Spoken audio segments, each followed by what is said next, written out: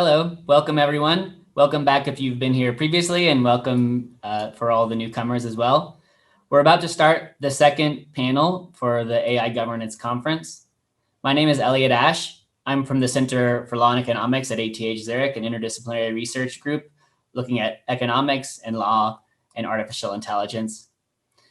So far, we've discussed how AI is powering a new industrial revolution and how policy can encourage innovation.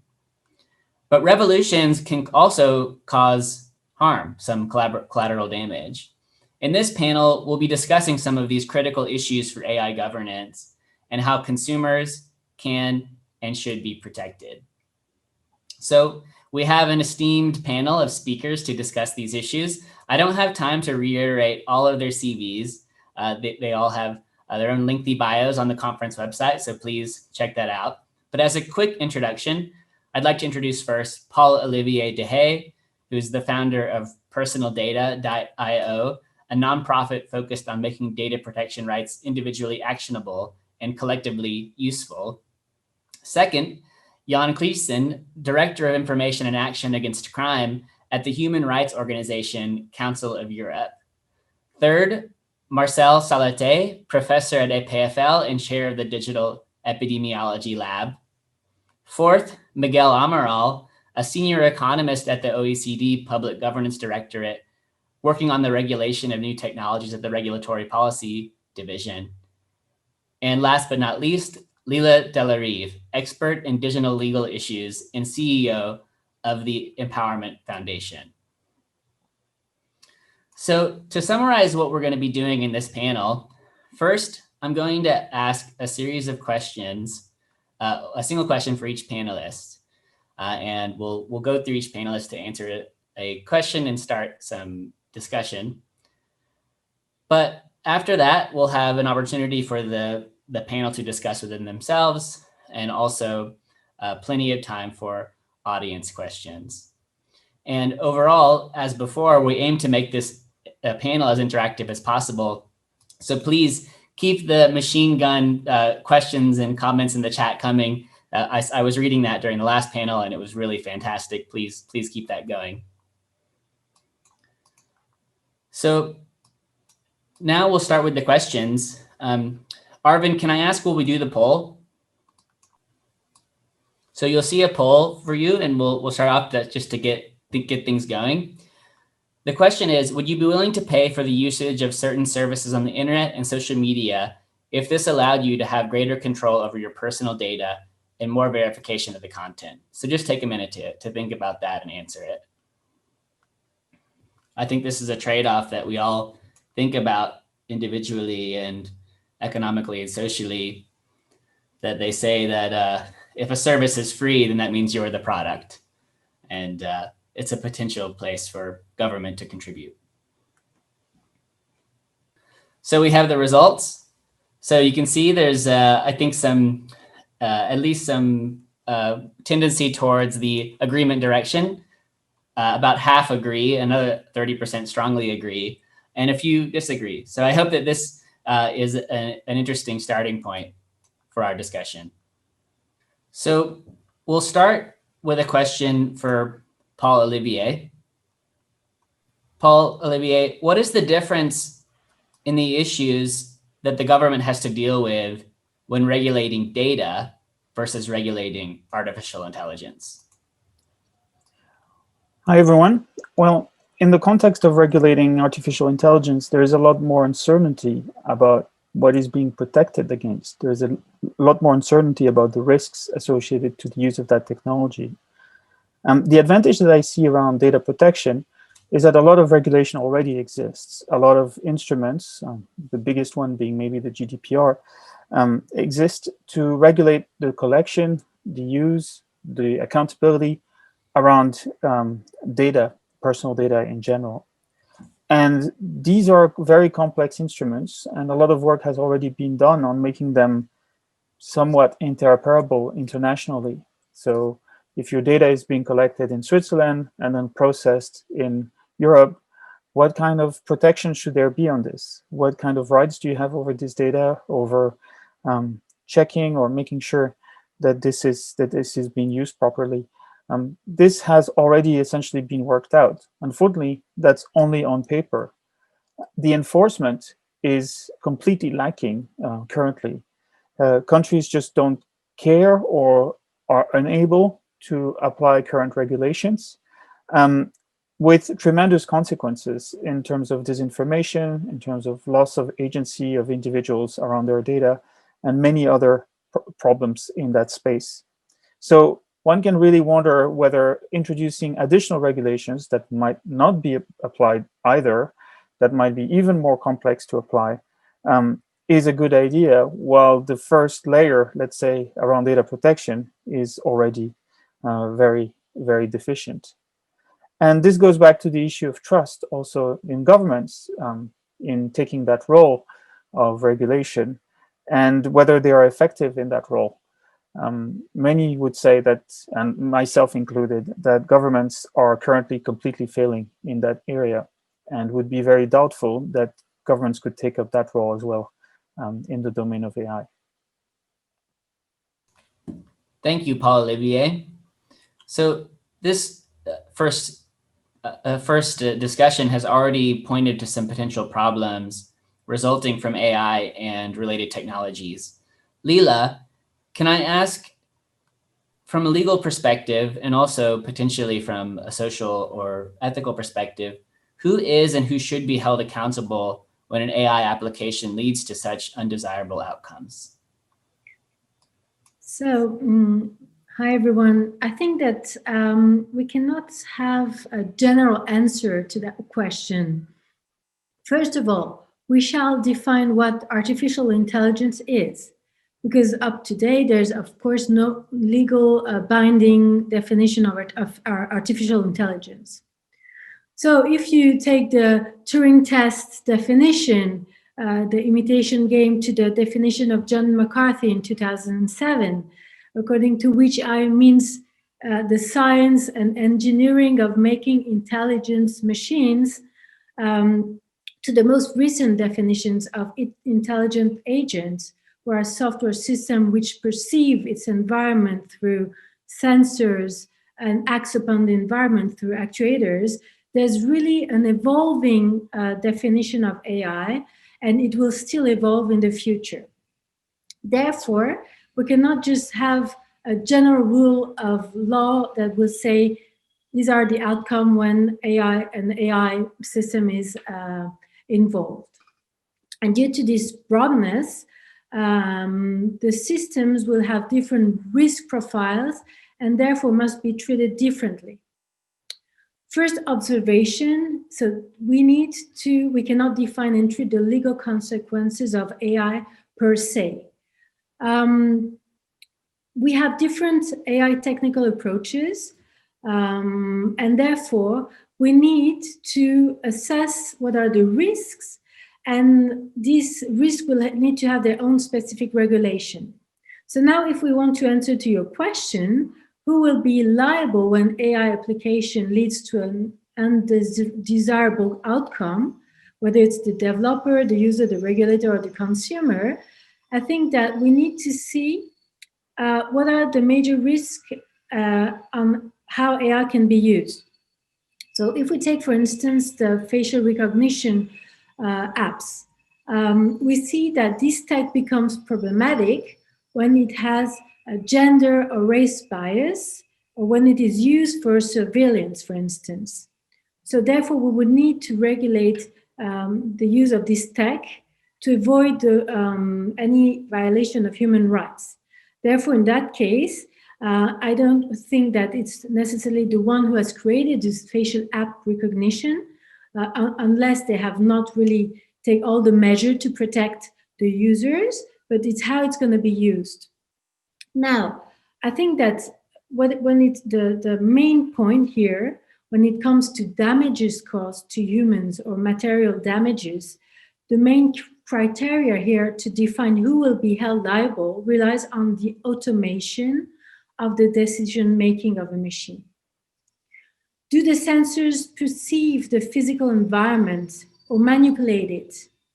Is there a risk of lost control, for instance, which means that in that case, that the human will make the final decision. And I think in the previous panel, we heard that the systems that are created today are here to be used by the human, who will finally be the one who will take the decision. So to my opinion, this notion of automated decision-making is absolutely central to define the liability of the different parties involved in damage that is caused. So that's okay. That's the that was the maybe we can then discuss further on that aspect. Thank you, Leila. So, as Leila has already discussed, even the definition of AI is changing, which makes holding organizations accountable difficult. And by the way, thanks to those in the chat who pointed out about my virtual background flickering, I think this is a little easier on the eyes. So my next question is for Marcel. Even going beyond the accountability issues and the definition of AI changing so quickly, how can regulations adapt to the quick developments in artificial intelligence technologies themselves? Yeah, thanks, Elliot. So this is an extremely good and extremely difficult question. It sort of goes to the heart of it, right? Because whatever sort of regulation we can come up with, who are we to say that in already a year, this is actually going to be the useful regulation or the applicable one? So, I mean, the challenge here, I think, is really one of speed. And I mean, I don't know whether there was an agreement that this would be a corona-free conference, but I'm sorry I have to bring the topic in, right? Because it's obviously just such a perfect use case where you see governments actually really struggling with the speed of something that is evolving rapidly. And my sense is that when it comes to AI, a lot of people and a lot of governments still have sort of the same notions that this is something, right? This is some business we can discuss, right, in the future, and then we discuss it once and then we're done. And this is obviously clearly not how it's going to play out at all. I think it will be more closely related to how this whole corona situation is unfolding, but possibly on steroids. So the speed to me is sort of the most critical issue. And I hope that will actually be sort of a positive side effect of this corona crisis, that we sort of fundamentally think about how can we equip governments and policymakers to be faster, right? To use technology to actually be faster without sacrificing democratic principles. I think that's going to be an extremely important question. The second point I would like to raise is something that is just missing, and this is not meant as a criticism, but it's just a neutral observation, although I know it will be interpreted as a criticism, is competence, right? Technical competence in governance. This is something that in the year 2020 is still woefully missing. We still seem to be thinking the most critical asset of a policymaker is deep expertise in, I don't know, law or economy or things like that. These are obviously important fields, but technology is still extremely, extremely underrepresented when you look at policymaking bodies and parliaments and so on. And I think this is going to be problematic. I mean, I don't want parliaments to be run by engineers by all means, but I think we need to have some sort of a basic technological competence for policymakers, right? That's just becoming very, very important. And then the third point is to make this even broader and to say, well, there's no point, right, of sort of creating courses for policymakers. Actually, it's a societal problem, right? It is a reflection of still a growing lack of competence about these topics in society, to no one's fault. So certainly not this fault of the society, but probably really a responsibility that we have to put also on educational institutions, starting from very early age, right? That we actually also create a society that is actually technologically competent. to make these calls, to judge things correctly, and then to obviously elect policymakers that have the competence. So speed and competence, if I would have to sort of summarize it in 2 words that are critical. Thank you, Marcel.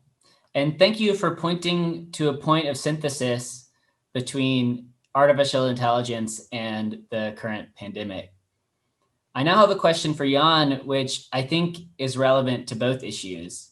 Jan, how can governments and supporting organizations turn ethical frameworks into regulatory frameworks?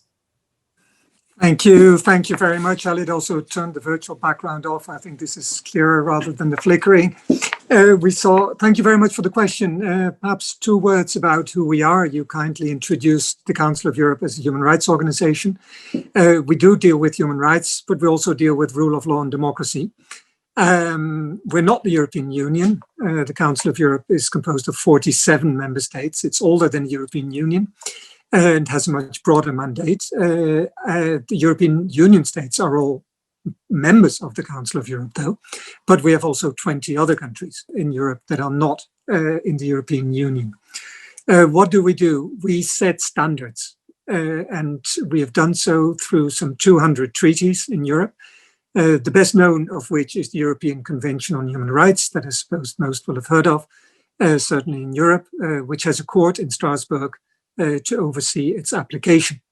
But we have a lot of other treaties as well. The Council of Europe was the first organization ever to establish a treaty on data protection. Convention 108, which is now 20 years old, is the grandmother of the GDPR. It directly inspired the GDPR. And to date, it has over 55 state parties, so far more than the 47 member states of the Council of Europe. The Council of Europe is also the organization that established the Budapest Convention on Cybercrime, which brings together 65 states in the world. And last year, before the pandemic, we were active in some 130 countries worldwide to help them build capacity to fight cybercrime. So you see, we are an organization that, although regional, has set standards of a global level. Now to come to your question, AI. AI is a technology. It's an artifact. Its applications are an artifact.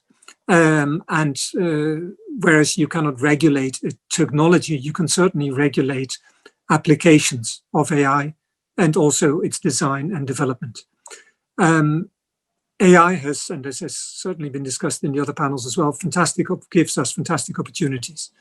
But as several of the other panelists have pointed out, it does entail risks. And these risks, in our view, in the Council of Europe, need to be regulated by more than just ethical frameworks. Ethical frameworks, of which there are now some 150, if not more, are extremely important.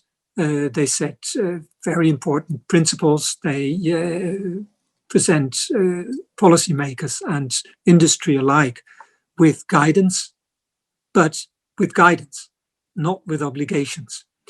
And when it comes to applications of AI that directly affect human rights or rule of law, I'm thinking, for instance, to give you a few examples, the use of facial recognition technology by the police, the use of artificial intelligence in the judiciary, by parole boards, by federal or by state job agencies, in the education system. All these applications of AI entail risks. And like any other technology that entails risks, look at the pharmaceutical industry, look at the motor industry, look at aviation. Where there are real risks, governments have set standards and have also created means to ensure that these standards are respected.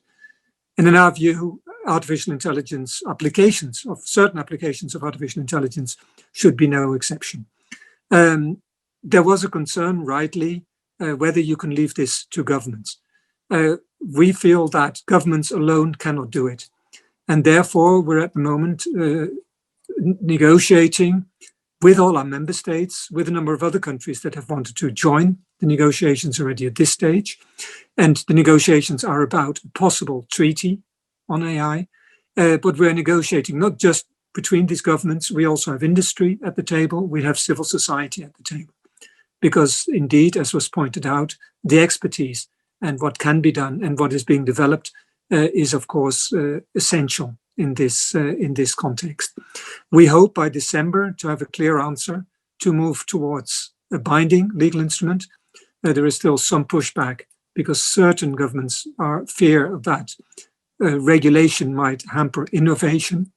It is, however, interesting to note that industry, for instance, is pushing us very much for regulation, because regulation, at least of a number of core principles, would create a level playing field for business, would solve a number of liability issues, and would certainly be an important step towards trusted AI. So how do we do it? As you said, we base ourselves on existing, and many of those existing have been very ethical frameworks, have been very recently developed. Think of the Montreal Declaration, for instance. There are many, many others. And we look at existing law, of course, to see whether existing human rights law, to what extent it applies. And on that basis, we intend to do two things: develop a set of legal principles that would apply to most critical uses of AI, and then on the basis of these general principles, move towards sector-specific, so develop it further in more detail for specific sectors. For instance, for the judiciary, for instance, for data protection authorities, for instance, when it comes to self-driving cars, where we're well on the way to. We've started negotiating there a specific treaty also, but at the same time establish these general principles. So a horizontal approach and a vertical approach. Always, and I would like to stress this, in a multi-stakeholder framework. And I forgot, of course, to mention academia, because next to civil society, industry, we also have, of course, academia at the table. And we hope, if this agreement is reached in December, to start seriously negotiating the treaty at the beginning of next year. Thank you, Jan. A lot of interesting ideas are on the table now. For the last question for the panelist, I'd like to ask Miguel Amaral, whether advisory or binding in terms of regulations, how do we shift from a regulate and forget approach to a more iterative approach and a relevance by design approach in the policy from the outset? Yeah, thank you very much. So I guess there is a couple of points I want to make. I'll be short, and basically we can have a discussion later. The first is for government to act in a coordinated manner, because what we see that most emerging technologies, and including artificial intelligence, is really cutting across boundaries within nations, within government agencies. It also impacts the economic regulators. It has an impact beyond the national boundaries. So there's really that need to respond in a coordinated manner and to avoid what we are often seeing, the silo approach. So this is a first thing. The second is really to create more space for experimentation, like regulatory sandboxes, test beds, not only for businesses to be able to experiment new innovative approaches, but at the same time for the government to learn about the development of the technology and to gain expertise on what is going on with the technology, both in terms of risk, but also in terms of opportunities. So this is really key to create that space for experimentation. The third, which is really important, and we see that piece missing in the rulemaking policy of government in most cases, is the fact that we need government to be at the forefront of what is going on in markets, basically. So there is really a need to develop more, let's say, anticipatory governance early in the policy making process, so by means of horizon scanning, scenario planning, but also, it has been said already, with a much more active and earlier engagement with stakeholders. And within the stakeholders, I include the business community, of course, which in most cases is aware well in advance in comparisons to government or what is going on and what are the risks of and the opportunities raised by the emerging tech. So this is really about government tapping on the expertise of businesses to understand what is going on and to really inform policy making in a relevant and efficient manner. A fourth pillar would be to think about the soft law, what we call the soft law approaches. So the co-regulation, the self-regulation, the industry standards, the ethical business regulation. This could be really relevant to extend the traditional regulatory toolbox of governments. We don't necessarily need to rely on one single approach, so we could have a combination of different approaches to meet an objective. So this is really key here. Another element I would like to raise, because this is really important, we need to get away from the idea that regulation is static. So we would clearly encourage government to go in a much more dynamic setting, which build only on a constant monitoring and review of basically the impact and the effect of the existing regulations. So, and again, this is clearly one of the pieces where there is a lot of gaps in the rulemaking activities of governments, and quite a few governments are really doing that, engaging quite on a regular basis on ex post review of regulations. So I'll stop there. It's going to be my 5 hours, and happy to discuss further those different issues and the way to better use the regulatory policy discipline to help policymakers choose the right policy approach. Thank you, Miguel. So now we have some time, about 5 to 10 minutes, for a more open discussion between the panelists. If there are any ideas that were brought up by other panelists, it would be great if anyone could volunteer to make a comment.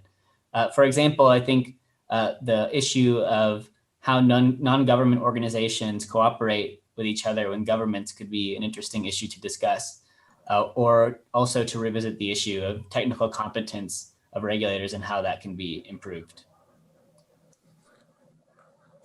And if I may, I'm keen also to have a discussion on the enforcement issues raised by AI. So at the OECD, we are framing basically the regulatory challenge as follows. One is the basing problem. The other one is all the transboundary challenges. A third one is the fact that emerging tech and AI is cutting across administrative portfolios. And the fourth one is about enforcement. And we don't have a lot of answers on that, except the fact that we think that there is a need to move forward more risk-based approach to enforcement, to coordinate across jurisdiction about enforcement rules. This is key, of course. But I would be keen to get the feelings and the expertise of the different panelists if they have any ideas on these core enforcement issues raised by AI, any AI device, basically.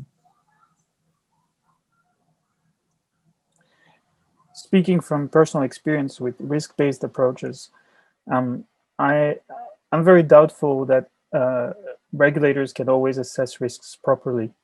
In all the instances where I personally have tried to get more clarity on where my data was being processed, what was the risk, I tried to assess that myself. I found very little response from regulators to help me. It was always seen as very esoteric. But then a couple of years later, it turned out to be crucial issues worldwide. I would pick, for instance, custom audiences on Facebook as of something that seemed very, very niche years ago. It's still pretty niche, I'll acknowledge that, but it's crucial to actually understand how Facebook is shaping public discourse. But regulators were behind what one person might sense was a risk. And I think that will remain that way. You will only see like established risks that regulators pick up on. And in general, that's my concern very much about trying to regulate something like AI or data protection without taking deeply into account the individual that is affected. So those regulations should be very responsive to individuals that are flagging concerns in some way or another, or being interested in particular uses and particular risks of these applications. To me, it should be something that is driven bottom up and all structured around individuals that are affected. Thank you, Paul-Olivier. Leila, I understand that you might have had some interactions with regulators and public servants, both as a lawyer and as an entrepreneur. Can you comment on anything that Paul-Olivier has mentioned? Well, Olivier said we should take into consideration the consumer's interest at the end of the day. The thing is that today, and that's what Marcel said as well, there's a huge gap between when the regulator will enforce the law and we have strict regulation and the risk that each consumer is now occurring because of those AI systems that are developed.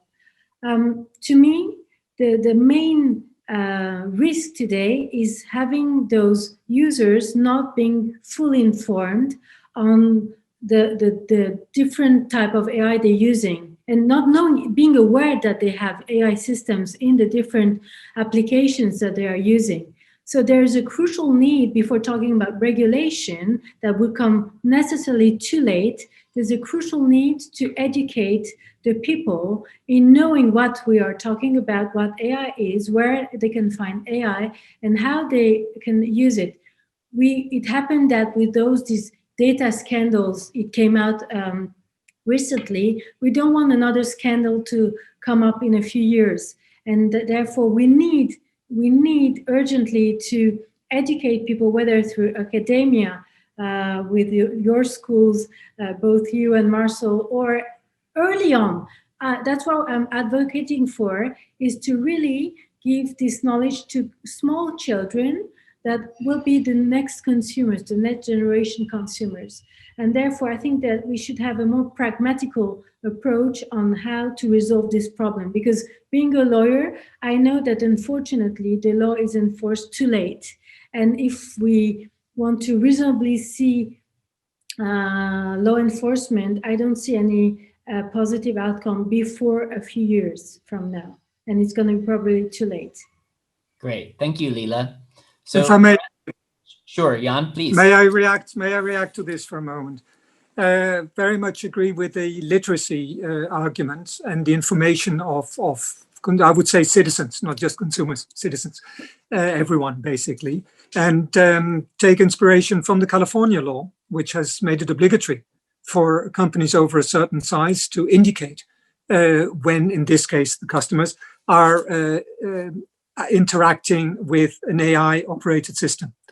In the legal considerations that we're thinking about, that could very much be one of the obligations on governments, that when governments delegate government services to AI systems, that there should be an absolute obligation that the citizens informed of that.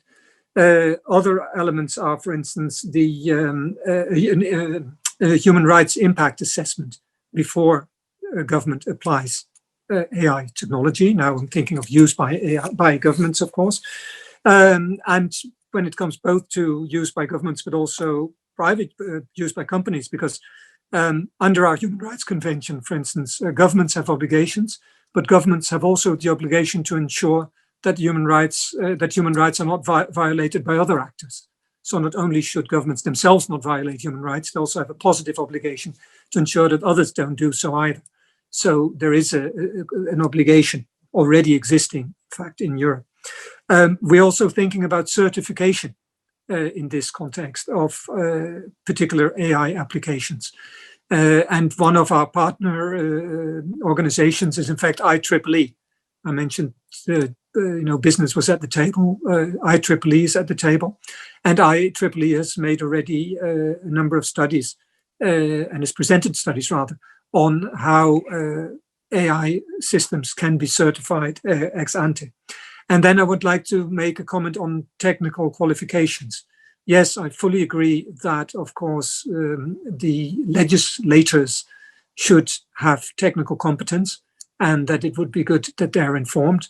In our case, we try to ensure that government representatives sit next to industry representatives and civil society, make sure that they're told also what is possible, what is not possible, what is coming.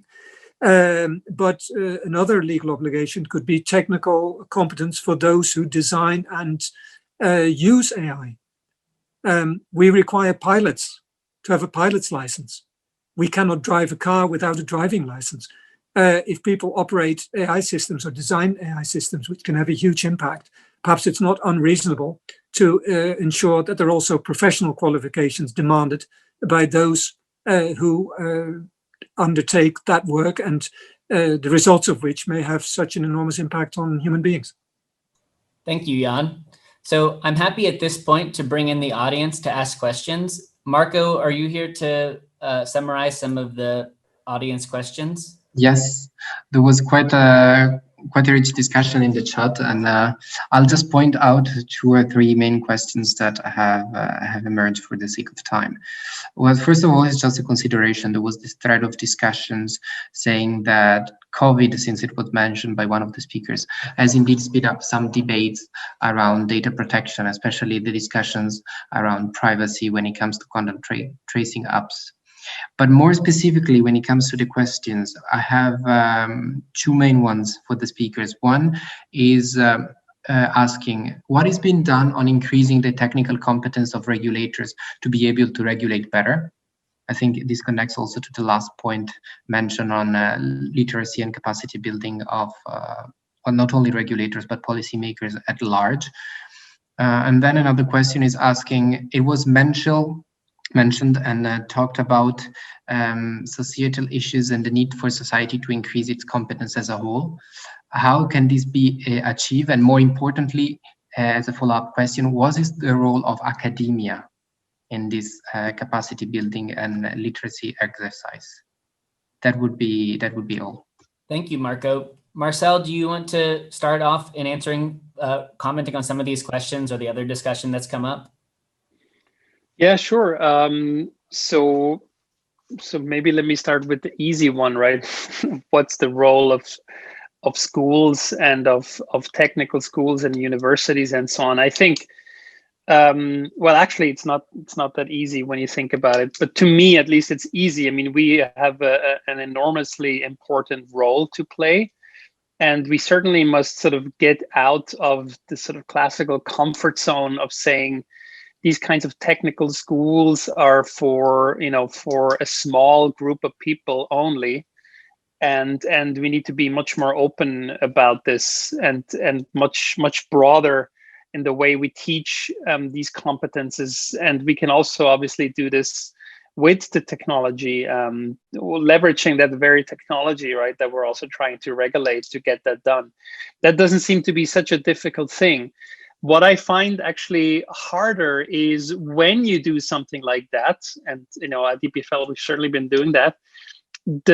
It's not that all of a sudden, right, millions of people will run towards you and get educated, because getting educated is a huge time investment, and time is something that most people don't have. And so, right there, we also have to be a slightly more serious discussion. I mean, we can't just say, more people should have these skills. We should also really be clear that that there needs to be a first step from a government side also to actually enable that, right? And I think there's creative ways, from vouchers to sort of space during your work time to do that.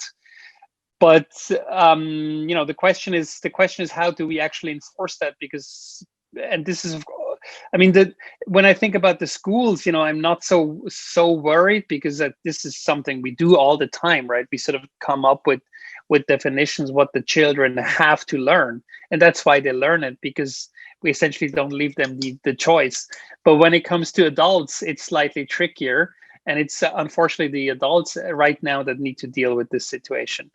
So I think we need to have a real discussion around this question about who is financing it and who is providing the time. Because at the end of the day, from my experience, 5 years of continued education on digital skills, every initiative breaks at this point. So just as a point, I mean, I could say many things, but in the interest of time, right, I keep it to that point. Sure. Thank you, Marcel. So are there some other comments on that? Miguel and Paul-Olivier, do you want to add to this discussion? On education specifically? No. Or just in response to the questions from the audience? Well, I had a question for Marcel, because he said that governments were slow in the COVID response, particularly around technology, as I understood his intervention. And I was wondering where he would say that governments should have been faster in implementing technology, because in my own assessment, governments were going too quickly, actually.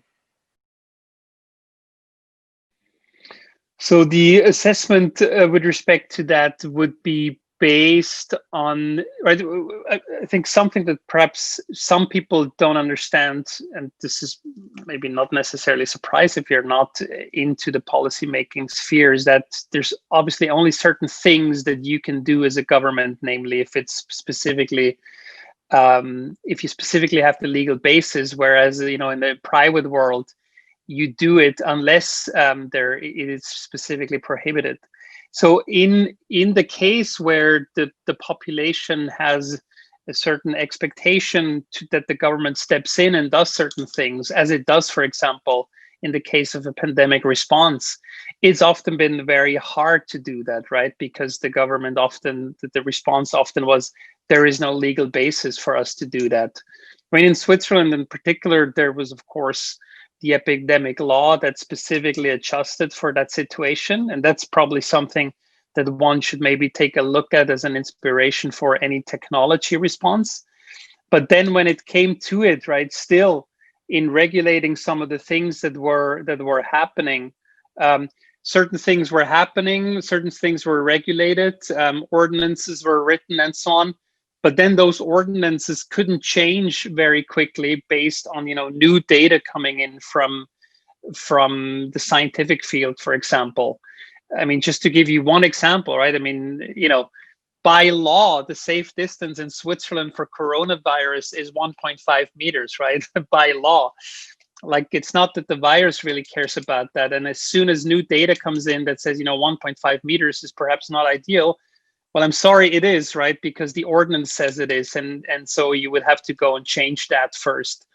So that's an example. And I can give you hundreds of different examples like that. I agree with you, right? Finding the right speed is actually important. But if you at least need to have the possibility that you can go fast, then you can still decide, no, we don't want to go fast, because as I mentioned, you have to be very careful. If you try to go too fast, then perhaps, you know, as you go too fast, you're throwing out all kinds of important considerations, such like privacy considerations. But at least you have to give yourself that ability to go fast if it's required.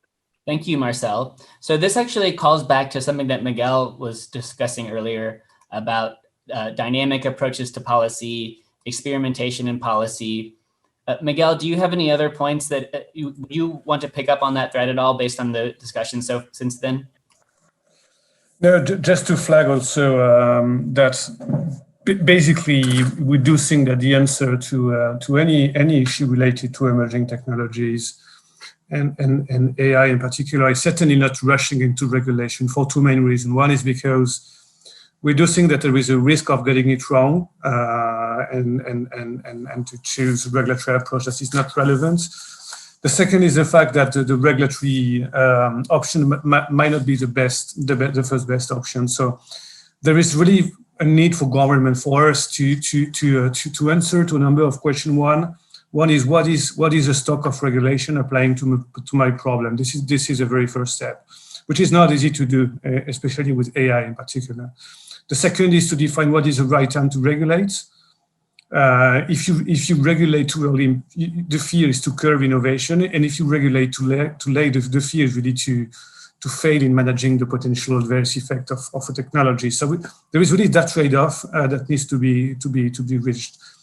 Third, what is the right approach to regulating AI? Basically, governments have really a range of different approaches. So the wait-and-see approach, the outcome-focused approach, the rule-based approach, regulatory sandbox, guidance, standards, co-regulation, or even the anticipatory governance. So there's really a need to think about those different approaches. How can I, as a government, combine the different approaches to reach my objective? And for that, I need, as a government, to define an objective, which is not done in some case. And the last question that I need to answer is how do I keep my regulation fit for purpose, basically. So, and there is really a need for a constant monitoring, real-time monitoring.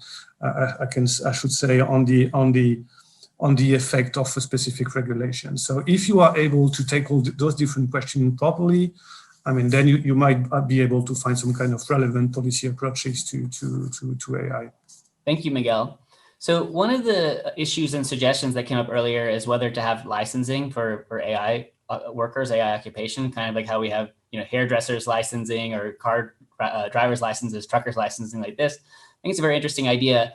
Leila, I wanted to ask you about your response to this idea. Had this occurred to you previously before? As a lawyer, and knowing about kind of how these licenses would look in practice or in like the resulting litigation and compliance issues, as well as an entrepreneur hiring people, how does that idea of having some licensing structure for AI occupations, how does that strike you? Well, I think that could make sense because it will regulate the use of AI. But before we regulate the use of AI by the users, I think that we should emphasize on how the industry will develop those different AI systems. And I think that there's an urgent need now to really have maybe a kind of licensing for those tech companies. And what strikes me is that the ones who are discussing about AI regulation today are the ones who are shaping artificial intelligence systems, the tech actors. Therefore, I don't know if you can be either judge and party when you're discussing about regulation.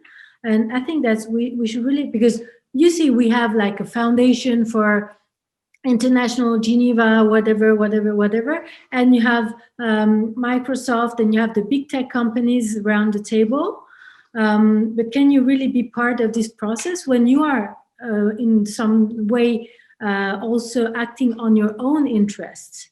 Therefore, I think that this independence, and if we want to build trust around artificial intelligence, we need really to be really strict on the lobbying outcome that could possibly be brought out into this whole system. So licensing is maybe the end tail, the long tail process, but now we need really to interfere and make sure that those AI systems are properly shaped and developed. Thank you, Leila. So one point that came up in the chat is any reactions to the poll. So in the Zoom poll, more than half the people asked for an option to basically pay more for online and social media services in order to have greater protections for data. Is that something that regulators can help with? Well, the fact that they are ready to pay doesn't mean that they should. It only indicates that they care. It's not quite the same thing. One could imagine that the law just grants them that for free, in a sense. And actually, I would argue that the law, the GDPR, for instance, goes in that direction already. Indeed, so this clearly pertains to a debate on whether there is a kind of market failures in data markets, because we are sharing something for free in some cases, even if you can say that it's not for free because we have a service in exchange. So, but some are saying that there is indeed a market failures, and in that case, most economic would say, well, if you have a market failure, then you need to regulate, basically. And one way basically to resolve that problem is could be basically to give a price to the data we are sharing, just to make sure that the transaction is explicit, But in fact, I mean, I wonder whether this is not a bit too difficult for two reasons. One, because you have to make a difference. You have to define the ownership regime on data. And to do that, you have basically to make a distinction between the data that is provided by consumers and the data that is basically gathered, collected, analyzed, by firm, and this is generating some value. So, I mean, if the frontier was easy to delineate, then defining an ownership regime might not be too difficult. But I guess that in many cases, the boundary is not so clear. And second, even if we can develop an ownership regime as regards data, well, my personal fear would be that the value of a single data will be likely to be quite low, in fact, because basically the value of a single data comes from the aggregation with other data, you know. And so if the data is too low, I mean, I'm not sure it will help basically to make the transaction explicit. But that's a super interesting question. And as far as I know, we don't have any answer to provide on that. Thank you, Miguel. If I may, Elliot. Sure. Two comments. First, I would like to come back for a moment to the question. I know you changed the subject. I will say also something about the poll, but about what governments are doing, because there was the impression gathered that governments are still sitting on the fence and haven't quite decided what to do. 47 governments, and that includes all member states of the European Union. It also includes Russia. It includes Turkey. It includes Ukraine. It includes Switzerland, Iceland, Norway, have decided they want legal regulation of AI. That decision is taken, and we're negotiating that. The question is whether this is in the form of a treaty or a set of other legal standards, but that there is going to be legal regulation. That is, that train has left the station, and that was decided in a ministerial session. So at very senior government level. Secondly, when it comes to the poll, it's like, and I very much agree with the first panelist who said that the fact that they're willing wouldn't mean that they should. It feels a bit like, are you willing to pay more to ensure that the services you're provided with comply with legal requirements? There are very strict data protection requirements by the GDPR, and outside Europe also by Convention 108 of the Council of Europe. And as I said, which is 55 state parties. So there are very strict legal obligations already, and they should, of course, be upheld. And the fact that people are willing to pay more to ensure indicates that they have a real concern that these requirements are not met. And that is obviously something that regulators should have an eye for, that the existing protection is not sufficient. You've seen the recent judgment of the European Court of Justice of the European Union as regards Schrems II on the Privacy Shield, which came out very clearly on the inadequacy of data protection provisions. So there is high attention to this, but let us make sure that those that treat data do so in conformity with the requirements, without asking the customer to pay for them to respect the law. Thank you, Jan. We have time for one more comment. If there's any other last word that anyone would like to add. But if there's nothing that's particularly pressing, we also have 15 more minutes of discussion for the coffee break in a moment. So on behalf of ETH Zurich and on behalf of Reg Horizon and the AI Governance Conference, I'd like to thank all of our panelists for a very fantastic discussion. So now, as I mentioned, there will be a coffee break in the Zoom room that Arvin just posted in the chat. So please, everyone, join for that if you want to talk about any threads that didn't get finished. At 4:45, so in 16 minutes, we'll return here for David Weinberger's keynote address. Thanks again.